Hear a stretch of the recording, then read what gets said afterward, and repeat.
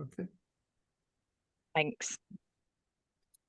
So statistically, depending on methodology in sexual violence research is really complex because people do it differently.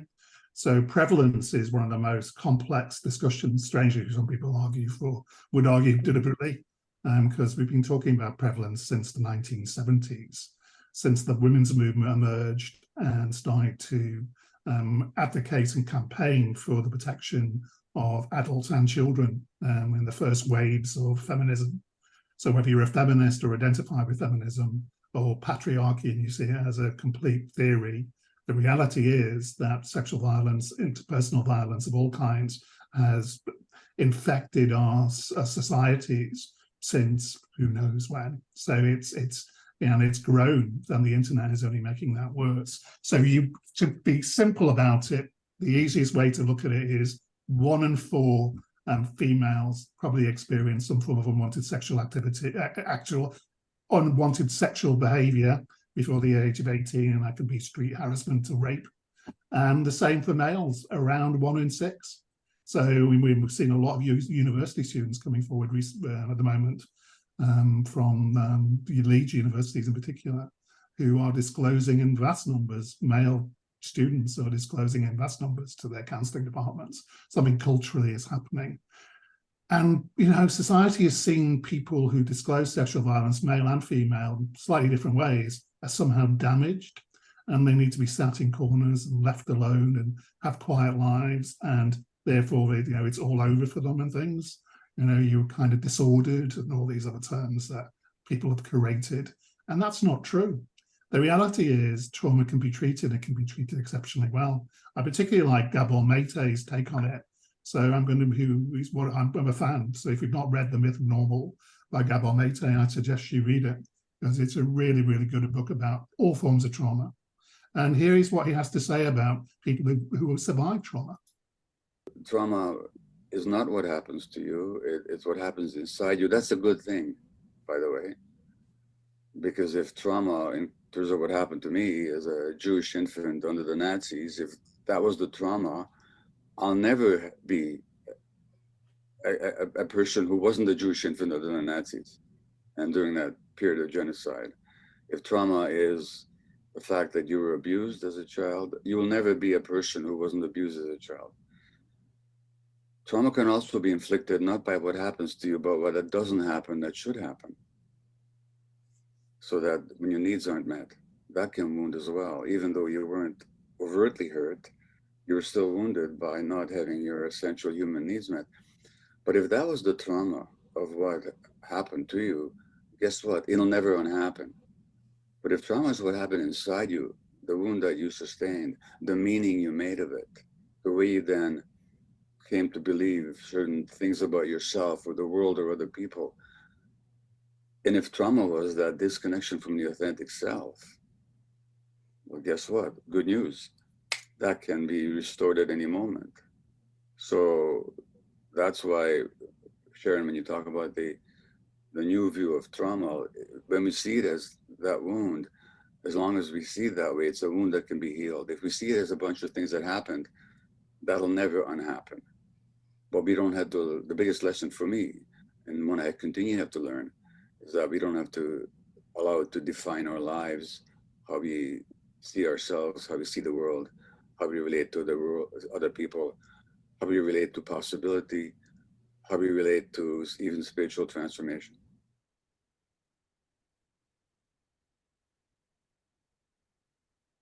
Trauma.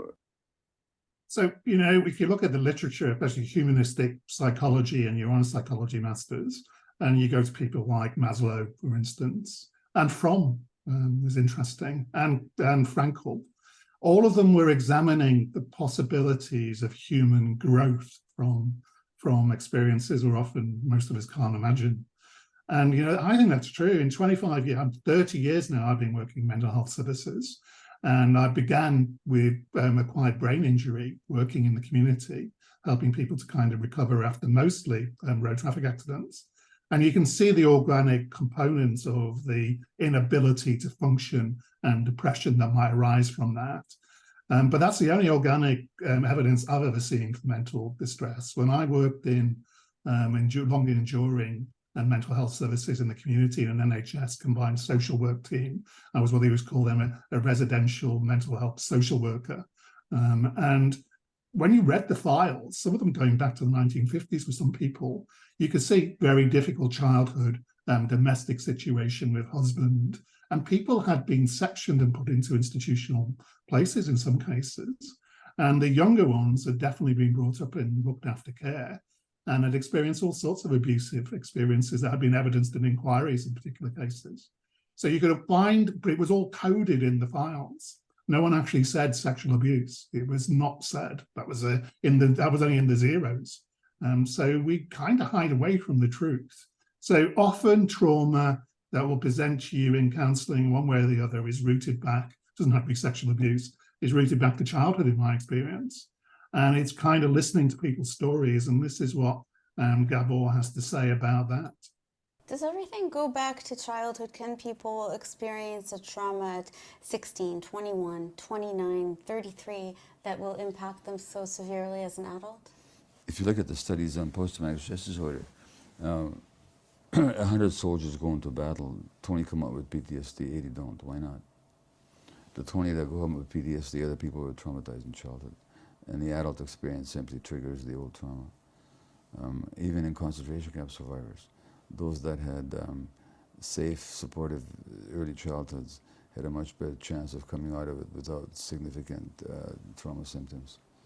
I think it all goes back to childhood. I think that's when our brain is formed, that's when our personality is formed, that's when our fundamental beliefs about the world are formed, that's when we develop either positive or negative attitudes towards ourselves, towards our possibilities. I think it's all happens in the template of childhood. And later on, how we deal with adversity that comes on later on is very much conditioned by how we were first raised in the first place. Sorry about the adverts that pop up on the screen, but that's YouTube for us, isn't it? So, Does everything... So to reinforce those messages, I think this is the strapline we use on all our advertising where we can, including our TV advert. So you can watch that on our website, which is survivorswestyorkshire.org.uk. And we're the first time anybody has actually run a TV advert focused on male survivors, and we ran that across West Yorkshire. And the last we just run the end of it, and that was, they call it 1.4 million engagements or something. So that means, you know, potentially we've targeted a lot of male survivors. We're certainly seeing increases in referrals. So we're only a small charity. And I was told not to do that because it'll be, oh, you'll be swamped and you won't be able to deal with it. It doesn't work like that.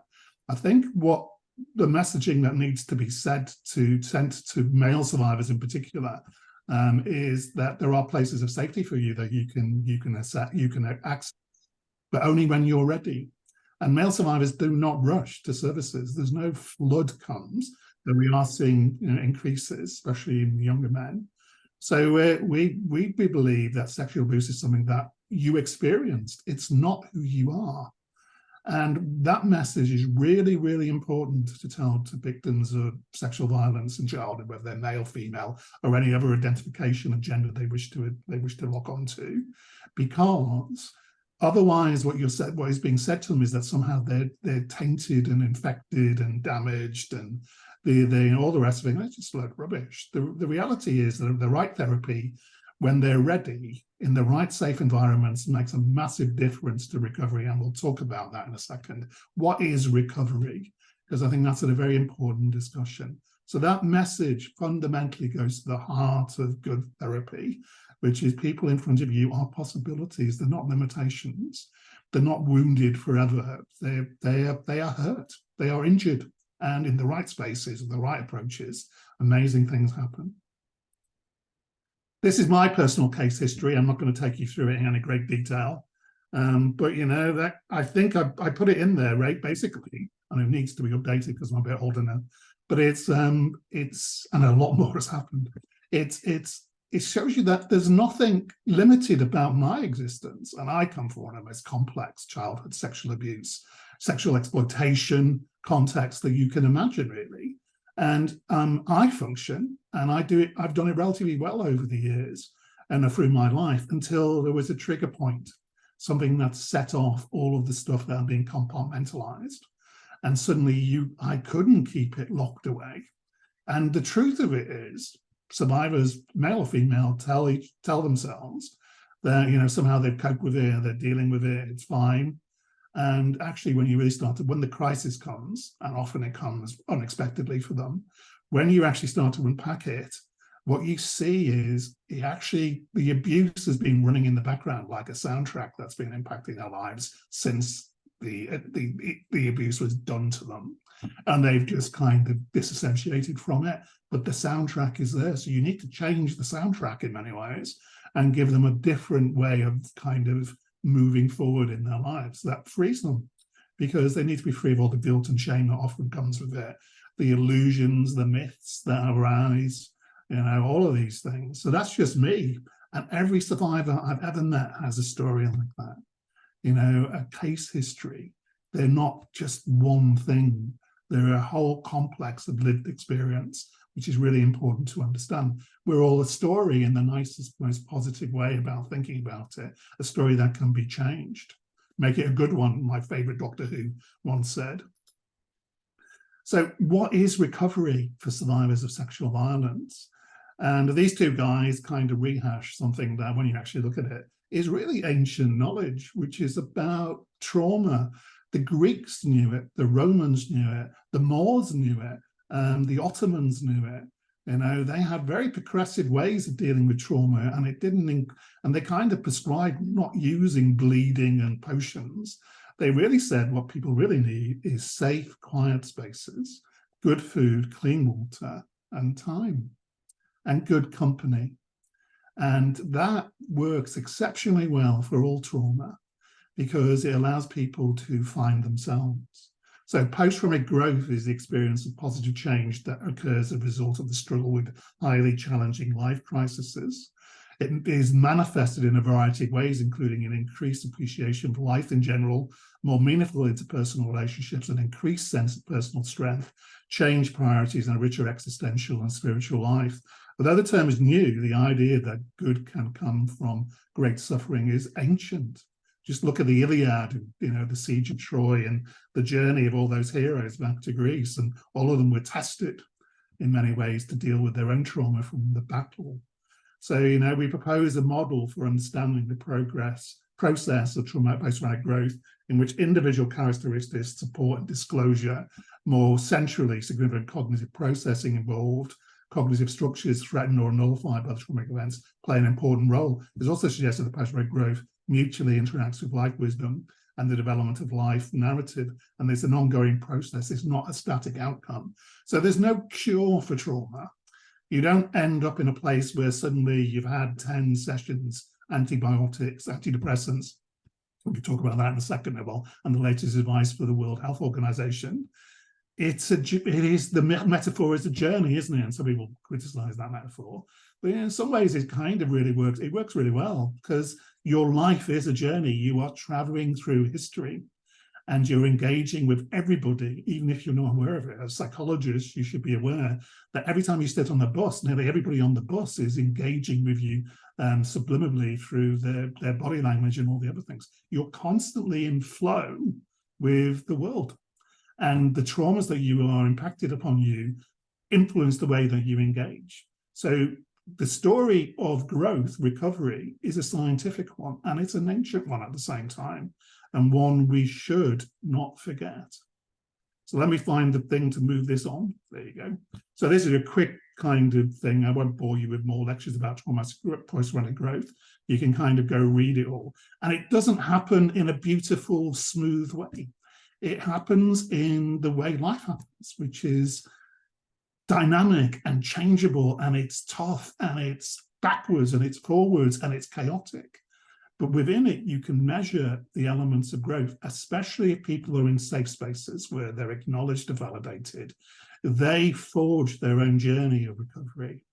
And it's not rocket science. It is this simple science of safe places where people are told messages of hope, really, not unrealistic ones, and truth and honesty are a really important part of that.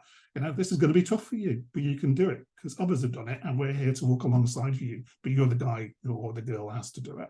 And if you do that, people are amazing. They almost lift in front of you because you've been honest with them, and they feel this, it's hopeful. That's an amazing thing to be a therapist and see.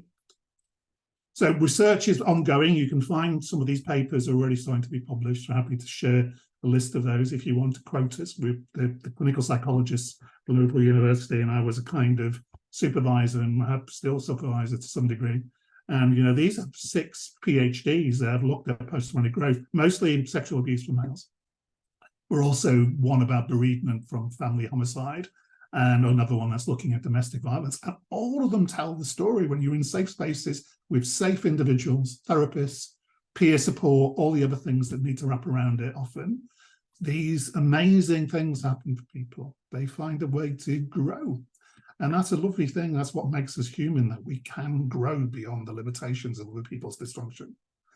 So these are the outcomes of all of those, you know, and I won't read all of that for you because you'll be able to look at this and read it on Moodle. I remember Moodle with Ondas. So let's go there. So this is one of the papers that's been published, and there are others now in progress. I even get my name on it, so it's really cool. So I'm a published author, as a published academic. Who would ever thought that somebody from my background would end up being a honorary supervisor and teacher at the University of Liverpool Clinical Psychology Department, and now have helped supervise 6 PhDs. And they'll tell you that, as you're probably gathering, I don't sit there and just nod my head. So it's kind of been a lovely process, which I've really enjoyed. And I've made friends for life at Liverpool University. So it's really been wonderful. So being able to go beyond the information given to figure things out is one of the few untarnishable joys of life. And that's a guy called Bruner, who kind of writes a lot about narrative and stories. And I think that's right. People are stories, and they're not diagnoses, they're not labels of borderline personality disorder and the other creative things that a particular model has made up. And WHO, the World Health Organization, released a damning report the other day, and basically an instruction to world psychiatry and to doctors to stop prescribing antidepressants as a first step. And what they should be prescribing is person-centered counselling, psychotherapy. And if that doesn't work, then look to the antidepressants, which they're not saying are helpful, they're just saying they're not appropriate as a first step. And that people really need conversations about their story and about their trauma often. That's a very powerful statement from the World Health Organization that has not pulled any punches, and I suspect psychiatry is having crisis meetings across the world to deal with it, because if it wants to go up against WHO, it's going to have an interesting conversation, I suspect. So, you know, the world is changing, and we're beginning to see trauma as the underlying metaphor for lots of human distress. We've always known that. So it's always been there, which is the last 200 years, we've reduced it into these biological explanations that haven't worked. And if they had, you know, we wouldn't have, you know, the epidemic of issues that we have. And COVID has probably made it clearer, those things. So you can disagree about that, and it's good to disagree. You can lock yourself into the biological model and believe disorders and all the rest of it. I actually think, you know, history isn't on your side. So, you know, you should be more critical and have a look around at all of the evidence. But do your own thing, because that's why you're doing a master's, so you can actually describe this stuff for yourself. So I will kind of close there, because that's enough of me talking. I was just on time. I think we have an hour. So we can sit here in silence, or you can ask me questions. And I don't know how you want to do that, but because I'm not sure how to get this screen to stop sharing. But we'll kind of, what are the barriers, do you think? What are the opportunities? How do we create real change? So those are the kind of questions you can kind of bounce off, but actually just kind of ask any questions you want. I'm going to stop sharing the screen so that I can actually see you better. And then, you know, feel free to pipe up, put your hand up or wherever. So, and I'll try to do the question thing. Rob, we've got quite a few questions in the chat. Okay, if you would like me to read them out and then you please. can respond. So one was from quite early on after the video, and it says, I was wondering that the stats show 1 in 4 women and 1 in 6/7 males are affected by this. Would it be fair to assume that this is just the reported incidents and actually the numbers will be much higher? Yeah, so you can argue about. I mean, I go to meetings all the time where prevalence is a very complex discussion. We don't really know. The truth is that if we don't, till we do a thing called routine disclosure, and it was experimented with by the Department of Health, what people may not be aware of, that most doctors or psychiatrists or psychologists have on their computers a box where they can tick for asking about sexual abuse. Most of them don't do it, and is hidden away in the system. Until we start asking everybody when they enter a medical or a psychological space, whether or not they've experienced any form of unwanted childhood experiences, whether they're ACEs or whether they're particularly sexual abuse, we don't really know. So most people settle on 1 in 4, 1 in 6, 2, 18, and it feeds into the information that comes from a lot of the research and trying to make sense of that, and from information that comes from services. So it's kind of an amalgamation. But the truth is, we don't really know. What we do know is the more we ask, the more you find, and the discussions about it being, to use epidemic is not to exaggerate it. So if you think about 1 in 4 or 1 in 6, even if it's half of those, half of that, you are looking at millions of people in our society who've experienced some form of sexual violence. And I was doing a session last week with about creativeness for survivors, and also we did it online, and we did a kind of panel thing. And in the middle of it, there is some young students from the University of Leeds that we're involved in, and they did their own panel about online about the experiences of both, mostly women, but some men as well, have experienced spiking, for instance, which is horrifically out of control. And they were telling me all sorts. I mean, the horror of it is that our society kind of just ignores these issues. It looks at it. The National Inquiry into Childhood Sexual Abuse, for instance, reported last year. It's on a shelf somewhere. It cost £180 million, and it's on a shelf, and not one of its final recommendations have been implemented. They're not even being discussed except for mandatory reporting, which might be interesting to therapists if it is made kind of mandatory. So, sorry, long-winded answer. It's a very complicated issue. We don't know. And until we ask people, then we're not going to find out. That's great, Rob. Thank you. And yeah, from my experiences working as a therapist, I've had many, many, many clients who are male who have only told me the first time that they have experienced some sort of sexual abuse. So I would really support that. Yeah, absolutely. I think it's going to be a case of who they feel able to open up to, and also what actually happens once you report it. So yeah. Another question is, in this space of child sexual abuse as a whole, rape, what is the correct term to use to define what the client tells us? Are they a victim or survivor? Obviously, if they use a term, we would use that, but if not, what is the least offensive term to use? Ask them. I mean, I've been at this for 25 years, and it tends to swap. So there are people who, basically say we shouldn't say we're telling our story, because story undermines the validity of it, because if it's a story, it could be fictional. And that's actually a rebooting of a conversation that happened 20 years ago within the survivor movement. So what happens is new generations come to disclose, and old generations disappear, is the same kind of issues develop mostly around language. So victim, survivor. So when I first started being an activist, it was you use survivor, you don't use victim. And then a friend of mine who worked in mental health, who was really compassionate, said, yeah, the issue is you have to remember that some people need to be a victim, because it gives them a sense of identity about what was done to them. So you can't prescribe who they are.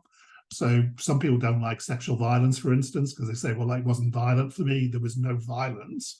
My argument would be that violence is inherently part of the process, whether it is physical violence or psychological violence. Sexual abuse is violence, because it is a It is the exploitation of the child often and the adult in adult sexual violence without any consent. That's a violent act. So, but some people like abuse because it makes fits for them more as they develop their own in a narrative. So again, complicated issues. Ask them what they would like, and honour whatever they want. Some people say I'm a thriver. I would ask you, if you ask me who I am I a victim, survivor, or thriver? I tell you I'm me. But I'm 25 years on. So I don't really identify with any of those labels particularly anymore. They are experiences of being both a victim, being a survivor, and thriving. But when it comes down to it, I've become me. Because that's what matters, is that connection to your authentic self. So you're me. I'm not any of the labels that make us feel identities. My identity is an inner identity. It's me. And all those bits kind of are part of it. Thank you, Rob. Absolutely. Thank you. That was a really good answer. So the next one is, and I'd encourage students to research this themselves, but one of the questions is, do other talking therapies like CBT and metacognitive therapy work too? Yeah, so the view, there was a book where there was a big massive research project that was involved in the mid-zeros. So I don't know how old most of you are, but that's kind of like 2005, 2006. And I can't remember exactly what it was called. It was a VAPPP or something, and it had £1 million for the Department of Health. And its purpose was to unpack what actually works well with sexual violence victims on a therapeutic level. So they did a thing called a Delphi. So if you've been taught about Delphi, Delphi is when you ask 1,000 therapists what they think is the best therapy for working with sexual violence. And then you ask them more questions when they've answered that question, then you ask them more questions. And at the end of it, what you get is a consensual kind of answer to what works well. And then you apply all the kind of theories and things. And what it got down to was pure person-centered is not a good idea with survivors of sexual violence. Sitting in a room and where the therapist doesn't say anything while the client sits there in silence may be a healthy thing in some contexts, but actually for most survivors, it'd be living hell because they'll be inside your head trying to work out why you're not talking to them. So the best way to kind of work with survivors is conversational kind of approaches, and to ask them if they go silent. So what I do when someone goes silent, so you've gone quiet there. Is it, are you just wanting to be quiet, or are you waiting for me to say something? And I can almost guarantee 99% of the time they'll say, no, I was waiting for you to say something. So it silences the world that survivors live in. So when they're in a therapeutic space, what they really need is transparency. They need to know what you're thinking.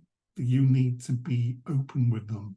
Don't try to be Freud and read their dreams, for instance, and make it up in your own head.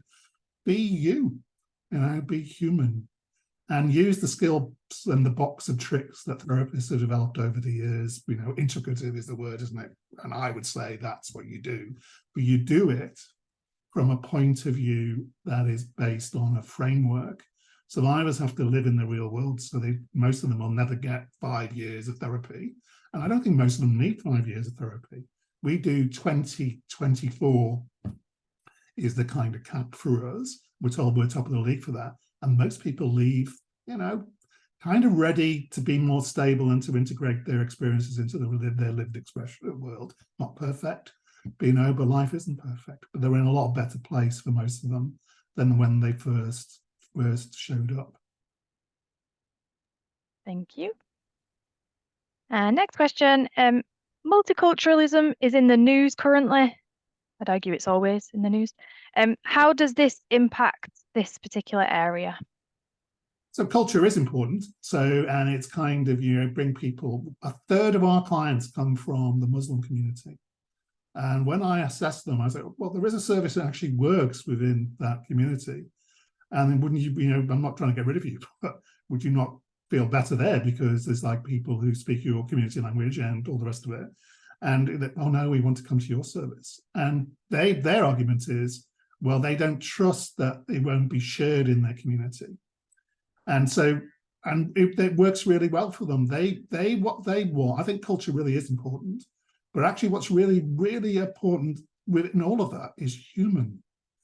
If you are human and you are there and present and authentic and all the rest of it that Rogers describes really well, then, you know, I don't think people really care. They don't even notice the color of skin and stuff. I don't think it really matters. I think what matters is there's a human being who's listening and who's also engaging and validating and being, you know, an ally. You cannot cure or fix abuse. It's impossible to change what was done to people because it's done. But what you can change, as Oprah Winfrey really well kind of says, you can change the future. Once you realize you can't change the past, it frees you to change the future. That's tough for people because they want it to change. They didn't want it to happen. It was done to them. But once they realize you really can't change it, then you're freed. That's power of therapy can help you do that. Thank you. And then the last question on the chat, and then anybody else that wants to ask any questions, please raise your hand like Ray has. So this one says, forgive my ignorance in the topic. The perspective I have read is from survivors that have been understandably distressed by the events at time of the occurrence. My question is, what about the population that may have been groomed, that believe their abuser and have a positive framing on the abuse? So for example, children that believe that their abuser loves them and they are special. Is this a more challenging trauma to work with? Well, I think all survivors of abuse, wherever it is, kind of, you know, especially where it's been a family or interfamiliar kind of space or wherever, kind of the abusers don't come at them threatening them with machine guns. They're normally kind of grooming them. And, you know, it's the hardest bit of working with survivors is some survivors absolutely hate their abusers. So they will kill them if they have the opportunity. There are guys in prison, if they have if the abuser was placed into the same cell as them, that guy the abuser would be dead within hours. So to believe, you know, that's the truth of it, because there's such a rage and anger about it. But there are other survivors who go to their abuser's birthday or Christmas and sit with them, and they don't say anything to their mother, for instance, or if the mother's the abuser, to the father, because it will shatter the family. And in many ways, they'll say, I still love my father. I hate what he did to me, but I love him. And and therapy can involve kind of coming to a place where you say, that's okay. You know, if there are other children at risk, you know, there's a kind of issue, but then it's not really for the survivor to be the police either. So that can get very complicated. But on the whole, it really is, what is working for them and is it positive? And feelings are allowed. You're allowed to be attached even to those who have abused you. It's very, very difficult. But, you know, what we believe and how we feel about it is not really important. It's what the survivor feels about it and whether or not they are finding a way to live with it in a way that they can live well. I don't know if that answers the question. Or none of this, it is, that's why they use the word complex, because it is complex, but it's also simple in some ways if you take the right approach to it. Yeah, absolutely. Thank you. Ray. Yeah, my question is kind of related to the multicultural, it's a context question. Does the baseline for trauma change based on what you're taught trauma is, or what should be traumatic experience? And then a knock-on question from that is, does the process of healing include a normalization, or does it do you make does the problem get bigger? Is there a pathway that the post-traumatic growth that's repetitive, or you see in multiple people? That makes sense. I mean, I'll try to, I think I understand your question correct. Please interrupt me if I don't. So what you're saying is, I'm understanding it correctly, if you change the social discourse around sexual violence, and actually there's a guy called Foucault, I don't know if I ever pronounced his name right, he's a philosopher. I quite like some of his stuff. So it was interesting though, but he was a fundamental social constructionist. And in the 60s and 70s, him and some of his contemporaries believed that the way to deal with sexual violence was, sexual abuse of children in particular, was to make it completely normalized. And it also, which basically to say that actually will stop it being a crime. Children aren't really harmed about it. They're only really harmed because we tell stories that say it's harmful. And that, you know, if we just made it kind of normalized, then adults could have sex with children and there wouldn't be any problem, because there wouldn't be any psychological trauma because everybody was doing it and it would be fine. And that was Foucault. And so interesting when you read him about all sorts of stuff. I mean, that's a complete load of rubbish. I mean, the reality is we are human attachment machines. We are born to attach. And the fundamental break in any form of abuse to the child is the betrayal of the attachment bond. And it doesn't matter if society is saying it's okay to have sex. That bond will not be diminished by that story.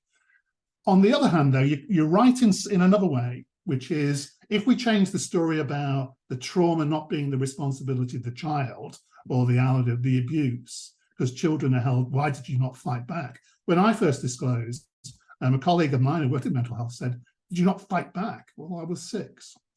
And the abuser was quite old. So it's not kind of easy to do that when you're 6. And I was in fear of my life as a 6-year-old. So, but that was the attitude. But it wasn't about me, really, she was saying. It was about her own boys. And would they fight back if it happened to them or was done to them? So I think we can use stories and narratives to change in positive ways, but I don't think you could ever end the trauma of sexual abuse by making it normalized. And there's a guy in America at the moment who's arguing that we shouldn't call paedophiles pedophiles, we should call them lovers of children or something, you know, and because that way it takes out the stigma for the abuser. And I'm hearing stories of, you know, the emergence of male drop-in support groups for mental health, which is really needed, and because we need to reduce the suicide rates for males significantly, though female rates are going up as well, especially for young women. And we need to kind of do that. But these groups have no philosophical basis, really, in some ways, and they're kind of having sexual abusers and sexual violence victims in the same room, and they're saying they're equivalent in the same space, which is absolutely a license for a tragedy at some stage. But you can't tell them because they're convinced that males can heal in this tribal space, and not all males are not all the same. So, and their needs are different, and it needs to be safe. So you don't want to replicate the process. So a survivor being told by an abuser who may identify as a survivor how to heal, I wouldn't want. I think that's the most frightening thing I've heard. So, you know, for a long time. So stories are important, but we need to be realistic about the reality of humanness, and we are attachment creatures. It's what we do, we attach. And that's a good thing, because that's made us very human. I like that. Thanks, Rob. So a couple more questions, well, a few more questions in the chat. Have you ever worked in a group setting within your service? Do you find it to be effective in the sense of authenticity and validation that you've been describing? Or if you haven't worked in that way, could you imagine doing so? So we do groups, and we're actually running more at the moment, and they're interesting. So we don't run therapeutic groups, so we're thinking about it. So we're doing a therapeutic, because we one-to-one, and we use video mostly for our Ben's Post service. But we are running a group at the moment. We call them psychoeducational groups, though they're arguably a bit of peer support going on in there as well, and there's a bit of therapeutic value. What's really, really valuable for men is, you know, and we're just maybe talking to one of the facilitators about it, so, well, we're repeating stuff that goes on into one-to-one. And I was saying, well, yeah, but actually, it's never been, then you're repeating in the context of a group rather than a one-to-one session with a therapist. And that actually is very different, because the guys in the group are hearing and seeing the responses of the other males and their own responses, and that's reinforcing the value that was given from the therapeutic one-to-one. So what it does is it at best, group enhances what has gone on in one-to-one. I wouldn't say, sometimes group is used before one-to-one simply for economic reasons. But yeah, my personal view is you should do one-to-one. You don't have to have completed it, but you need to have done, you know, at least half of the package, and then go into group. And then that can be, if it's suitable, and not all males want to go to group. And if you do that, then actually you can enhance what's going on in one-to-one, and you can give a sense of community and validation. And it's very powerful for guys to actually meet other male survivors in the same space where it's facilitated. And they, you know, but not managed or controlled. It's kind of mentored in some ways by the facilitators. So yeah, group is a powerful tool, and it can work on its own as well, but you're then going to deal with the need for some people to dominate the process of disclosure because they've not had the one-to-one. Thank you. Caitlin, I might need you to just expand on this, but Caitlin's put, is there an impact from justice, for example, jail time for the abuser? I'm guessing in the recovery, you mean, Caitlin? Yeah, just in the recovery, really. I'm just thinking like from documentaries and things like that. Sometimes they're kind of portrayed to be like a relief for people that have been abused when they gain justice from it, really. Yeah, so validation, Caitlin, is kind of important, isn't it? So for some people, it's criminal justice. At the moment, I've just had a case 8 years to get into the court. 8 years, and we're hearing stories 5 years. 2 years is normal. You make a report to the police, and you will get a year before they'll even pass it to the CPS if they decide to pass it, simply because the files just stack up on they use real files, I think, so they're kind of still stacking up and things. And policing has been on a journey for 20 years with sexual crime, and still on a journey in many ways. And you were looking at reality for victims of these crimes, and actually they're not victims. In the law's mind, you are not a victim of a sexual crime until you get a conviction in the court. You are a complainant. And a lot of survivors find struggle with that sometimes. And the reality is the latest figures are less than 1% of all survivors will get criminal justice. If you get to court, you've got a better chance. So it's about 50-60% get justice, which is probably on par with most other crimes. But the majority of victims, even if they get to report, don't get to court, and majority of victims don't report. So you're probably talking, the official figure is less than 1% receive a criminal justice outcome, which in effect, and senior police officers have now admitted this, has made sexual crime a legitimate crime. It's no legitimacy to the criminal justice process around it. In effect, abusers know they'll mostly get away with that. Thank you. How do you help people to deal with the shame that they feel? Is holding them in a safe space enough? I have used various techniques for myself, such as John Bradshaw's work and reparenting. Yeah, I mean, the inner child is really important, isn't it? And I quite like the idea that I've got an inner child, and I kind of hold on to that. That my inner child, in some ways, was kind of was shielded from growing up. And some people argue there's a kind of a lot of creativity emerging from survivors at the moment, which is really quite amazing and really, really, really positive. And maybe, there's some arguments in psychology, isn't there, that, the most creative of us are those who've kind of kept that innocent child, inner child thing.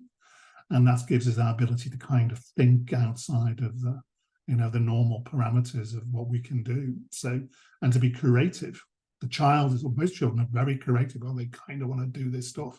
When we grow up as adults, we kind of throw it into the bin. And for those who've been traumatized in childhood, because they've compartmentalized that part, they've protected the child, this is some of the arguments, is the creativity is there and can be released. So I'm not sure I've gone off on a tangent there and kind of do the question, but yeah, remind me what the question was, because I went off on a tangent, I think. The first part was, how do you help people to deal with the shame that they feel? Is holding them in a safe space enough? Yeah, it can be. So I think, and I'll give you an example. When someone appears to me for the first time on video, and there's the amount of courage it takes to show up there, someone you don't know, even though you've looked at their website, someone's told you in the A&E department, or the social prescriber has told them to, their GP has told them to check out this service. They still have to take a leap of faith, don't they? They have to show up and speak to me, and they have no idea what the response is going to be. The amount of courage that takes is unbelievable. So the first thing I say to them is take a deep breath, because you should be really proud of yourself, because it takes a lot of courage to do what you're going to do. And as they start and they say, do you want to tell me what you're here for, or do you want to just do the admin first? What do you want to do? And most of them will tell you what they want, because they want you to believe them. And I said, well, you don't have to give me any forensic details because I don't need to know that unless you want to talk to me about the forensic details, because you don't need the forensic details. I was raped when I was 6. Why do you need to know how much fluid there was in the room at that time? Only the police need to know that. So what you need to know is what they feel about being abused at 6. And then they'll talk about shame. And I'll say, you were never to blame. It is the abuser. It's really, really hard for you to believe that, because inside of you, you will hold all of that stuff, but you don't, it's not yours to hold. And you know what happens? People start to cry. It's like someone described me yesterday evening, I felt seen. For the first time, they're being seen. They're not being vanished or silenced or in terror. Someone's seeing them as a human being in very simple ways. And that is the power of the alliance in therapy, I would argue, is you see them, not how you want them to be, but how they really are and who they really are, which is heroes. So hold that secret from when you were 6 to you're 40 or 50 in some cases. Never tell anybody. It takes so much strength. It's true. It's reality, but it causes them a lot of grief because it's not a real, authentic existence. It's a kind of hidden existence. Thanks, Rob. And I'd like to add to this, in how we deal with shame in a therapy session, particularly when it comes to abuse, is to not add to it. To be wary of your reaction to that. Yes, you might feel shocked by it, but can we compose that shock in a way? Can we make sure that we're not shaming them further? We're not placing judgment on it. Yes, share your genuine reaction in your body, but perhaps after some thought. And like Rob said, just listen and hear and validate. That is how we can completely kind of squash shame to the smallest it can be. It will probably never go away, but we can also sit with that shame as well and explore that. Let's explore it together. Let's sit in that shame together. What is that like? I want to be there with you, and that in itself, I think, can really help the work towards shame and change that narrative a little bit. So, yeah, I just wanted to add to that. And knowing someone cares and doesn't see you as shame or shameful, it's a very powerful thing. And then you can start to see yourself as not shamed. Because you feel you're not alone with it. And most survivors I've ever spoken to have felt so alone. They literally show up saying, I didn't know anybody, there was anybody like me. And you think, oh, well, the universe is out there on Google. And they genuinely kind of don't know because they just can't see it, because they're locked into their own blinkered view of the world because they're so terrified of stepping out of it. And when you take those blinkers down for them, and they hear that they're not alone, that it's a very common experience to be feeling like that it's universal almost to feel those things, but actually they don't belong to you, and people move on from it. And here I can send you the evidence to prove it. There's some videos you can watch that guys talk about in this particular context. But like, you can see them visibly just let out a deep breath as if, oh, at last I'm somewhere that gets me. And often they've gone through other places where it hasn't got them, to be honest with you. And they've had all sorts of negative experiences. But when they come to you, they find, oh, this is real. This is cool. I feel I can do this now. And that's what you're doing at that very first moment, is giving them freedom to rescue themselves, to be honest with you. You're not going to rescue them. They're going to do that themselves. They just need you to come alongside them. Incredibly powerful work it can be. Absolutely. I do really believe that a lot of the concepts of humanism can really support somebody within the abuse, but yes, it's not perfect as with anything. Rob, I'm really aware that I said only an hour. We do have until 11, but I don't want to push you for time if you have something that you need to shoot off to. I know you're very, very busy. So I booked it in from 11 to 11 o'clock, so I presumed it was 11 o'clock. So I'm Okay, available to 11, if that's helpful, if people got questions. So. Yes, we've got a few more. So Michael, you put your hand up.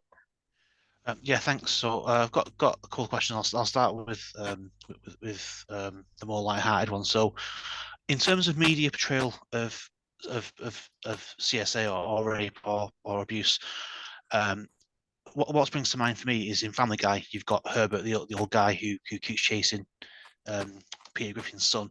Now, obviously, that's comedic take on that.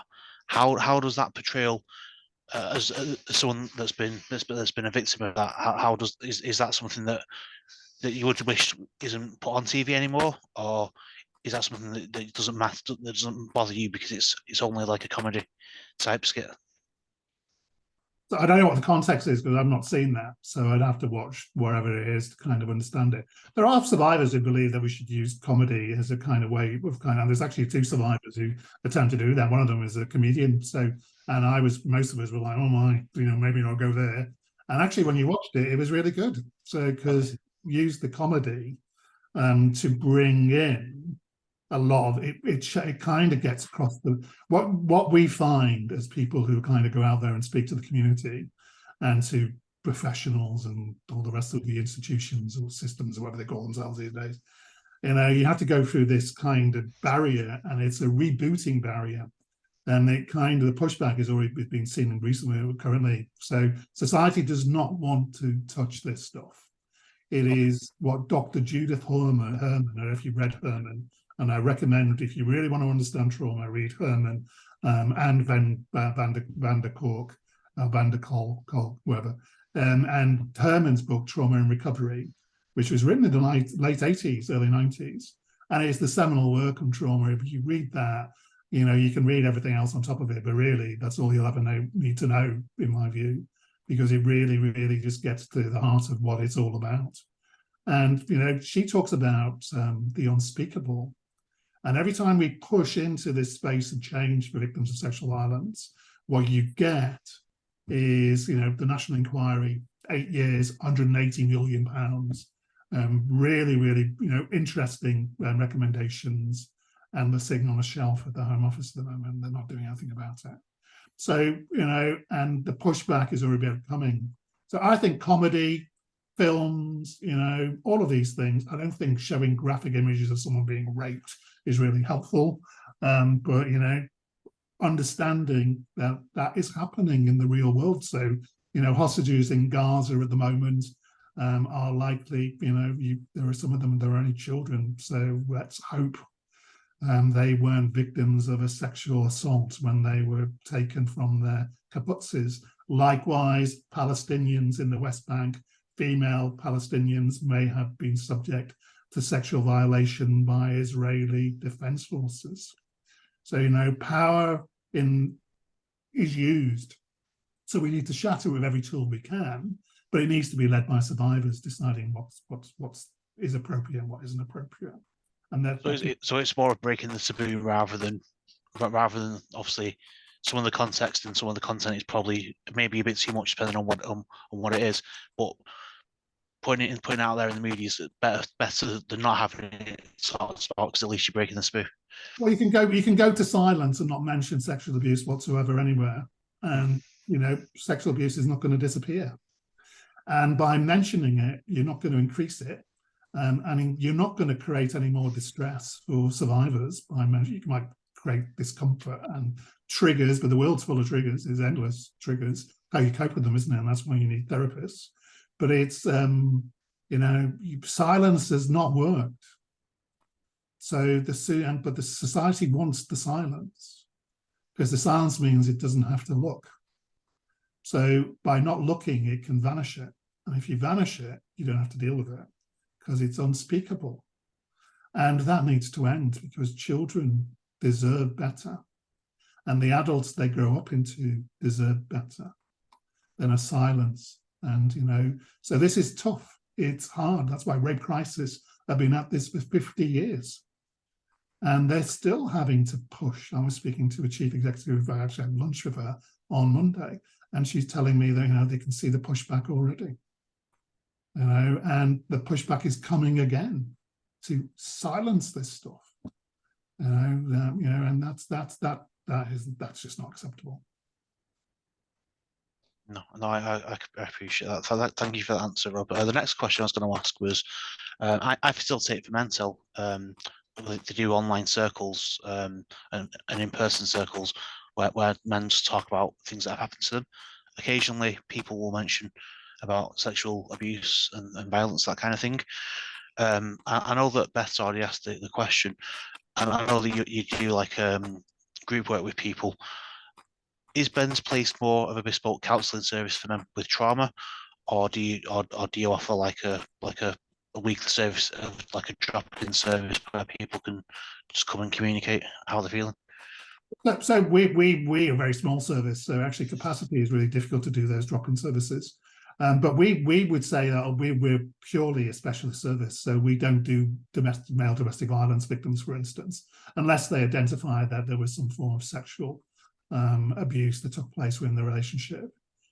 So then, yeah, we'll deal with that. So we're a sexual violence service, and we do group, and the group is focused purely on the issues that are faced by sexual violence victims. Drop-ins are interesting. So, you know, if they're well run and facilitated, but you're also, the reality is they require lots of kind of capacity to run them, because you have to have people there to do it, and they're not always taken up by people.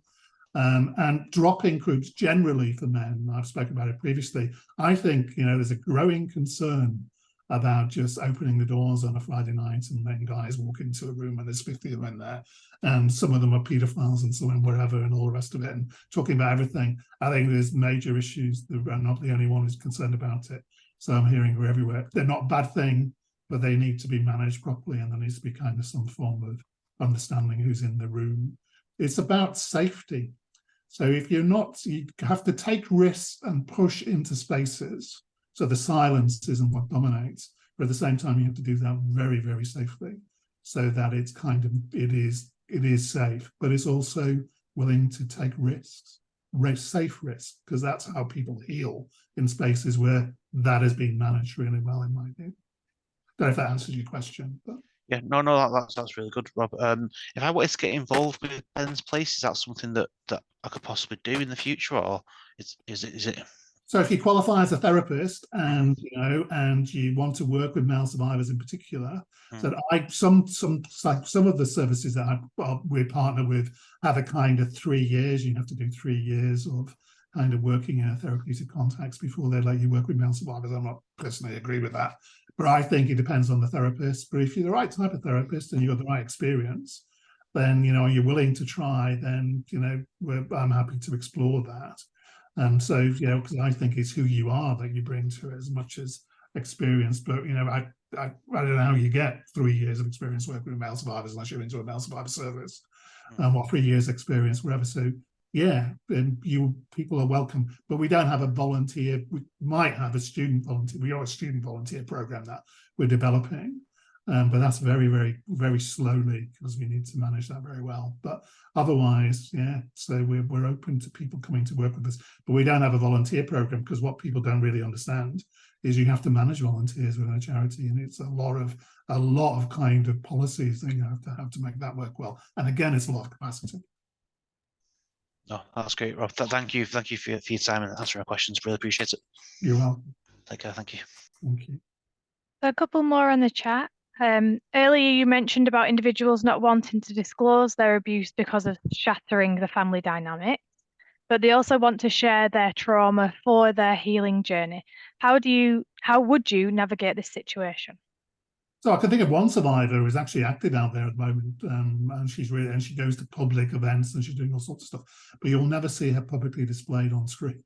You'll never see her face, because she's kind of hiding it from parts of her family who may not be aware of it in another context.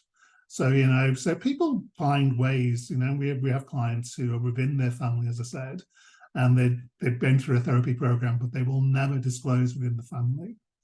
And they hold that, and they've come to terms with that through therapy, because the shattering of the family can be quite, and not everybody in the family wants the truth. So you can have, you know, other siblings who've been abused who believe they've coped very well with it, and they don't want it shattering, because then, you know, in effect, it probably shatter their compartmentalization of it. So, you know, and the people honor that. It's a very complex situation within families. So you have to be very, very, very kind of non-judgmental about it, because people do what they need to do to survive and maintain the links and attachments that are important to them. Thank you. And If abuse happens through childhood and developmental stages, if support and counselling is gained at that time, is future counselling required / common? Yeah, Um, maybe. As So the individual develops through other life stages like adolescence and adulthood, when coming into contact with work environments or relationships, finally, how can we as therapists ensure that we provide dignity for those that may be experiencing a loss of that? I'm not sure I quite fully understand it, but yes, early interventions with children, I know people have run those, and they were very successful. It can be really, really powerful for a child to have a therapeutic program. You can't give 6 sessions to children now, so you're going to have a long-term, in effect, what a child, and we're exploring something for young males 13 plus at the moment. We're calling it the Heroes program, and kind of combining therapy with group and also a kind of hero adventure to kind of reinforce that they are heroes. So we're just exploring that, get some funding to kind of trial that as a project. Yeah, so the ones I know are successful are the ones that have a long-term attachment program, and that they can build attachments with the children, young people over time, and that might well be 4 or 5 years if they've had severe abuse in childhood. And amazing things happen. Children don't then end up in the criminal justice service. They don't end up in drug rehab. They don't end up in relationships that reboot the abuse. They go on to university. They go on to have happy lives in many ways. But going forward at some stage, you know, when they're 30, 40, when they have children of their own, can be a trigger point, because, you know, one female survivor told me that when she was got pregnant, and she never thought she'd get pregnant, and then they had the scan and they told her it was a male child, she had massive anxiety attack. In fact, she had a mental health breakdown nearly, because she was terrified she was going to give birth to an abuser, because she was worried that the male she gave birth to would somehow emerge as an abuser down the line. And that went on for the full pregnancy. And it was only when she gave birth, when the baby was handed to her in the, you know, in the room, whatever they call it, and she was immediately attached and fell in love with her son. And all of that vanished, and has vanished. But she's had to come back over time for therapy, because at moments in time she needs just to touch base, not for endless therapy, but, you know, for a package of sessions, because it's like a process. It is a process that may play out over life. So I call services, attachment-based services, I would describe as the best service, ones that don't create dependency. So I think therapists who say you have to be in therapy for the rest of your life, I worry about that personally. But I think you need to come back now and again if you need to, and know that you're safe to do so, that we're kind of there for you. And if we have the resources, then we'll give you wherever you need, or we'll chat to you and find other solutions. But you can feel it's a safe place to reattach to, like you would do with a kind of parent. You go home and know that's a safe space where someone gets you, and it's okay. We'll talk you through with it. So attachment-based services, I think, are the healthiest based services. Ones that don't create dependency, though. Ones that create independence and make you feel safer to integrate into a world that isn't kind often, but is a world you're going to have to navigate. So you can't escape it unless you want to, you know, be medicated into a numbness. If you don't want to live like that, then you're going to have to live it. And the best way to do that is knowing the safe places to anchor yourself at times when you need to. Does that answer the question? It sounds like it, because Ryan's put, thank you for answering my questions and for navigating us through a powerful and emotive topic this morning.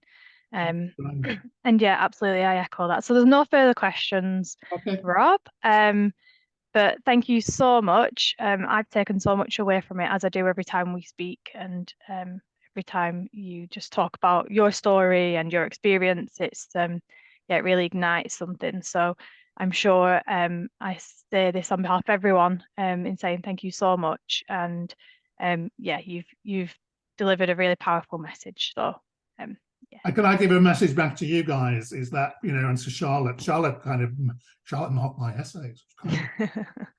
So, and she'll tell you that I didn't act out. You know, recovery is a real possibility. I'm a very outspoken advocate for change for male survivors. That's not a crime. That's part of democracy. But, you know, it is possible to find your way home. And in doing so, you free yourself from all that shame and all that guilt. And it's liberating because you can feel your emotions. I'm feeling it at the moment because I don't hide from them anymore. Because human is about feelings. And we should not be scared of them. And survivors are the best hiders from their feelings. They think they'll die by feeling. And you have to tell them, I don't know anyone who's died by feeling. I've seen people die because they haven't felt, but I've not seen anyone die because they feel their feelings. So I'll leave you with that because I think it's an important thing for you to remember as therapists. Feelings are good things. They just need to be, when they're being trapped, they need to be kind of in safe spaces to explore. And then amazing things happen. I'm going to go because my phone's going on the other line. Thanks very much, Rob. I love Bolton. Anytime, just give us a call. Thanks, Rob. Bye. Take Cheers, care. Rob. Thank you. Bye. Bye. Bye. Bye. Bye. Bye.